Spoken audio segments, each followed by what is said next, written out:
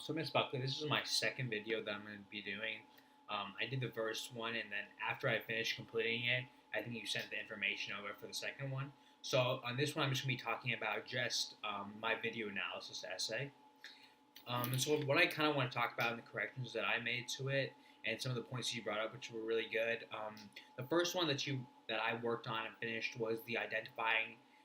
It was part of the beginning of the speech, where I was kind of introducing the speech and talking about what he was talking about, and the people of the speech, which were the Stanford graduate students. Um, you told me to identify the characteristics of the people in the speech, so which is the Stanford business students and how they were relating. So for that part, I changed that part a little bit and explained more of how it can relate.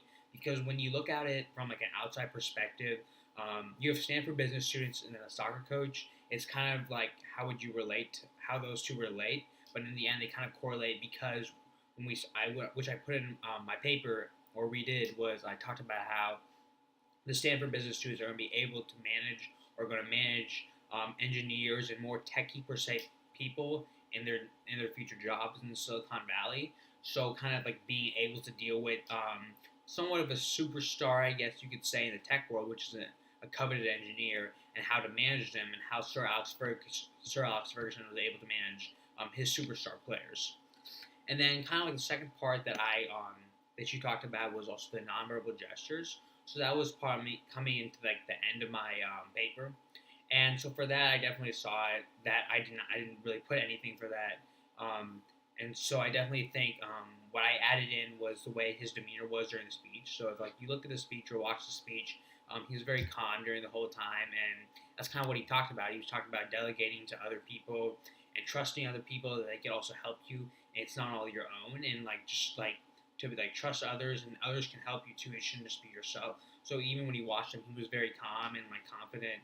Talking about his speech, and he was like in a relaxed. He felt relaxed, and he was like in the environment, just speaking about kind of like his journey so far and like his different situations.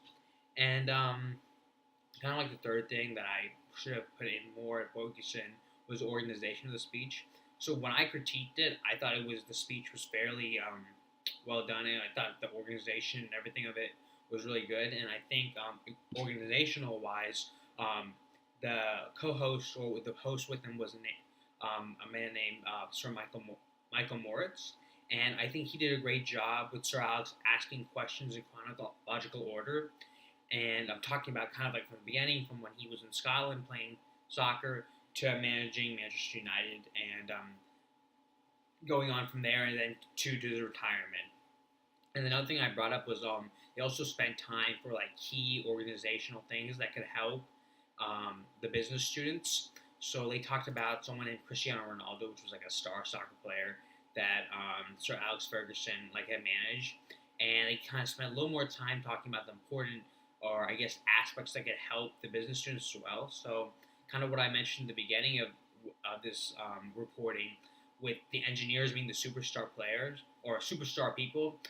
Cristiano Ronaldo was probably one of the greatest players that Sir Alex Ferguson ever coached. So kind of like how he managed him and how it could relate to the Stanford business students when they go on to their fields and they manage high tech people. So that's again so far for my part two, I guess, speech, and that's it. Thank you.